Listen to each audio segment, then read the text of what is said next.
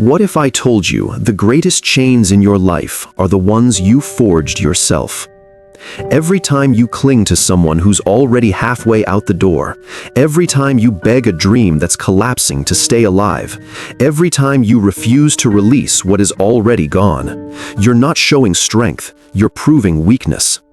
We glorify holding on. We're taught to see it as loyalty, as courage, as proof that we care. But what if holding on is nothing more than fear in disguise? Fear of emptiness, fear of being alone, fear of admitting that maybe it was never really yours. Now imagine this. You let go. The grip loosens. The thing you thought you couldn't live without slips away. At first, it feels like death. But then something unexpected happens. The panic turns to stillness. The stillness becomes clarity. And in that clarity, you realize something terrifying. The power was never in what you held. The power was always in your ability to release it. Because the one who can walk away is untouchable. And the one who cannot is already owned. So ask yourself, what's still owning you? What chains are you polishing every day, convincing yourself they're treasures? And if you had the courage to drop them right now, would you lose anything? Or would you finally win yourself back? Most people think power is about being loved, about winning approval, keeping everyone comfortable, making sure no one is upset with you. But history tells a different story. The people who shaped the world weren't the ones begging to be liked. They were the ones who understood the truth Machiavelli spelled out centuries ago. It is safer to be feared than loved, if you cannot be both. Why? Because love is fragile. It bends with moods, with gossip, with time. One mistake, one rumor, one shift in the wind. And the same people who praised you will crucify you. But fear? Fear lasts. Fear anchors respect, even when admiration fades. This doesn't mean cruelty. It doesn't mean becoming a tyrant. It means seeing relationships as they are, not as fairy tales. It means realizing that the person who cannot detach, who cannot stand alone, will always crawl for approval. And crawling never commands respect. Think about your own life. How much of what you do is a performance for love? How many times have you swallowed the truth, played small, bent your back, just to keep someone's affection? And what did it earn you? Respect or resentment? Machiavelli wasn't telling you to become heartless. He was telling you to stop living heart first in a world that rewards teeth. So ask yourself, do you want to be loved until the wind changes? Or do you want to be unshakable, respected even in silence, even in absence, even in fear? Attachments are prisons disguised as comfort. You tell yourself you need this person, this title, this routine. But look closer. Does it really make you free? Or does it chain you to constant fear of losing it? Think of the last time your mind spiraled over a reply you didn't get. The way your chest tightened when you thought someone might leave. That's not strength. That's not love. That's dependency. And dependency makes you weak enough to be controlled. Real power comes through subtraction. Every chain you cut makes you harder to touch. Every attachment you drop sharpens your edge. The fewer things the world can take from you, the fewer weapons it has against you. Most people live like hostages. They decorate their cages with approval, possessions, and comfort. But they're still cages. They're terrified of ending up with nothing.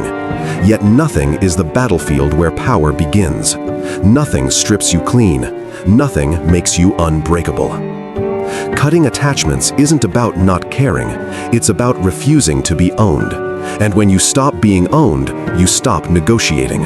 You become the threat no one can touch. So here's your declaration. Type in the comments, I own nothing, so nothing owns me. Write it, claim it, and live it as your identity. Most people think leverage comes from money, status, or connections. But the strongest leverage in the world comes from one thing: detachment. When you can be discarded and remain unshaken, when you can walk away without hesitation, you hold the advantage. because the one who needs nothing cannot be threatened by loss. Look at negotiations, relationships, even wars. The side most desperate to hold on is the side that loses ground. The moment you show you can't live without it, you've already surrendered. Detachment doesn't mean you don't care. It means you care on your terms. You control the value you give, and you control when it ends. That control makes you dangerous because it strips others of their weapon against you. The world preys on need. Advertisers, employers, even the people closest to you. They all test how far they can push before you break. If you prove you'll cling, they'll tighten the grip. But if you prove you'll vanish without hesitation, suddenly the power flips. So remember this: every time you choose detachment, you're sharpening the blade of leverage. The one who can walk away rules the one who cannot. Always. The hardest fortress to break isn't built of stone or steel. It's built in your head. An untouchable mind doesn't beg for peace, it creates it. It doesn't shatter under insult, rejection, or betrayal. It absorbs them, strips them of their sting, and turns them into silence. Think about it. Most people are predictable because their emotions are easy to trigger. A careless word and they crumble. A little praise and they obey. They walk around with invisible strings attached to every nerve, and the world knows exactly how to pull them. But when your mind becomes untouchable, those strings snap. No insult gets a reaction. No manipulation lands. You become the one person no one can move, because you've stopped outsourcing your stability to others. This isn't about being cold, it's about being ungoverned. A mind that cannot be provoked cannot be controlled. And once you stop being controlled, you stop being prey. The untouchable mind is the most feared weapon of all, because you can't be bought, you can't be broken, and you can't be owned. Most people fear emptiness. They fear silence. They fear being alone with themselves, because that's when the truth comes out. The void isn't something outside of you, it's inside, a place where all your illusions, your lies, your justifications, and your desperate need to be liked collapse into nothing. It's terrifying at first. You feel like you're drowning in yourself. Your mind throws tantrums, demanding distractions, noise, anything to avoid facing the hollowness. But this void isn't punishment, it's liberation. Because when you finally sit in the silence and let the void speak, you hear the rawest truth. Most of what you were chasing, fearing, or defending never belonged to you. It belonged to someone else's story, someone else's rules, someone else's expectations. And suddenly, you realize you've been living in someone else's life, reacting, conforming, performing, while your own self waits, quiet, patient, untouched. The void strips away fear, it strips away attachment, it strips away control. And what remains isn't weakness. What remains is a blank canvas, empty only to the unprepared. But to the awakened, it is infinite power. You begin to walk differently, you speak differently. You no longer ask for permission, validation, or approval. You don't just navigate the world, you command it.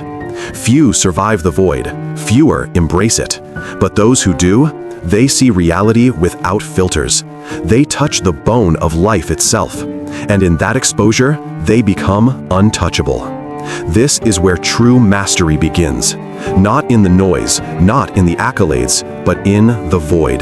The place most run from, the place most fear, the place most need. Everything you've been running from, everything you've been hiding behind, everything you've been too afraid to name, it's here, waiting, unforgiving.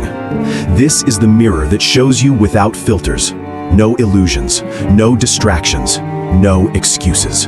It doesn't care about your comfort. It doesn't care about your story. It only cares about truth. And truth is brutal. You might look at your life and realize most of it wasn't yours. Most of your decisions, your ambitions, your identity, borrowed, imposed, shaped by the expectations of others, the noise of the world, the fear that you'd be alone if you stepped outside the lines. Now the question isn't what you've done. The question is, will you keep hiding, or will you face it?